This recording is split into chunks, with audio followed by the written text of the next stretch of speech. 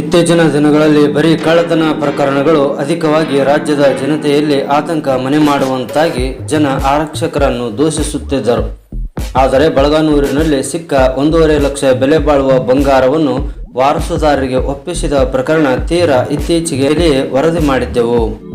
ಈಗ ಕೆಲ ದಿನಗಳ ಹಿಂದೆ ಬಳಗಾನೂರು ಠಾಣಾ ವ್ಯಾಪ್ತಿಯಲ್ಲಿ ಕಳೆದು ಹೋಗಿದ್ದ 1,36,700 ಬೆಲೆ ಬಾಳುವ 8 ಮೊಬೈಲ್ಗಳನ್ನು ಇಲಾಖೆ ಅಭಿವೃದ್ಧಿಪಡಿಸಿರುವ CEIR ಪೋರ್ಟಲ್ ಮೂಲಕ ಪತ್ತೆ ಹಚ್ಚಿ ಬಳಗಾನೂರು ಠಾಣೆಯ ಆರಕ್ಷಕ ಉಪನಿರೀಕ್ಷಕರುಗಳಾಗಿರುವ ಸುಬ್ರಹ್ಮಣ್ಯಂ ಮತ್ತು ರತ್ನಮ್ಮರವರು ಮೊಬೈಲ್ಗಳನ್ನು ವಾರಸುದಾರರಿಗೆ ಒಪ್ಪಿಸುವ ಮೂಲಕ ಆರಕ್ಷಕ ಇಲಾಖೆ ಸದಾ ಜಾಗೃತವಾಗಿದೆ.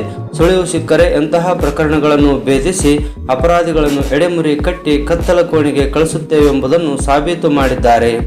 ಈ ಸಂದರ್ಭದಲ್ಲಿ ಬಳಗಾನೂರು ಆರಕ್ಷಕ ಠಾಣೆಯ ಸಿಬ್ಬಂದಿ ವರ್ಗದವರೂ ಇದ್ದರು. ಆರಕ್ಷಕರ ಈ ಕಾರ್ಯವೈಖರಿಯನ್ನು ಜನ ಮೆಚ್ಚಿ ಗುಣಗಾನ ಮಾಡುತ್ತಿದ್ದಾರೆ.